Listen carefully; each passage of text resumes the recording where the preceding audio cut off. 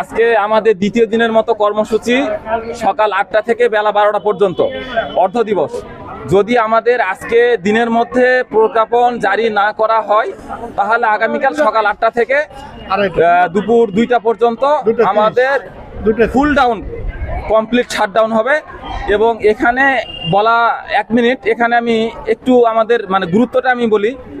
X-ray আমাদের totally বন্ধ। সারা বাংলাদেশে যারা এক্স-রে সরকারি হসপিটালে যারা এক্স-রে সেবাগ্রহী তারা যারা আসছেন, এক্স-রে বন্ধ, প্যাথোলজিক্যাল সকল প্রকার টেস্ট বন্ধ, সিটি স্ক্যান এমআরআই এটা বন্ধ, আউটডোরে ডেন্টাল সার্ভিস এবং ফার্মেসি সরকারি ফার্মেসি থেকে মেডিসিন নেওয়া এবং ফার্মাসিস্ট ওপেন টোটালটাই বন্ধ। মানে সারা বাংলাদেশের যেটা রোগ নির্ণয় থেকে শুরু করে মেজরিটি রোগকে আইডেন্টিফিকেশন এবং এই মেজর কাজটাই করতেছে মেডিকেল টেকনোলজিস্টরা।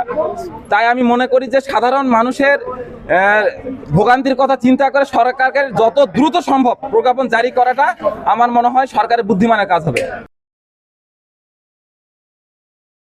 আমি সকাল 9টার সময় আসছি এখানে, এখনো ডাক্তার পাইনি, সেবা পাইনি, ওষুধ পাইনি, কিছু পাইনি।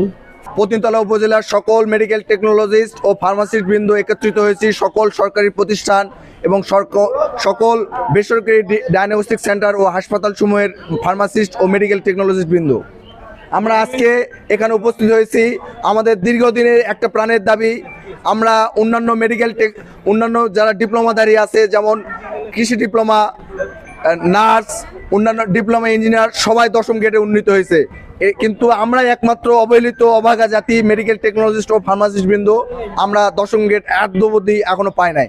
এবং তারই অংশ হিসাবে আজকে আমরা কেন্দ্রীয় কর্মসূচির অংশ হিসাবে আজকে আমরা 10ম গ্রেড বাস্তবায়নের লক্ষ্যে পতিনতলা উপজেলার সকল মেডিকেল টেকনোলজিস্ট ফার্মাসিস্ট বৃন্দ আজকে আমরা অর্ধ দিবস কর্মবিরতি পালন করতেছি সকাল 8টা থেকে দুপুর 12টা পর্যন্ত।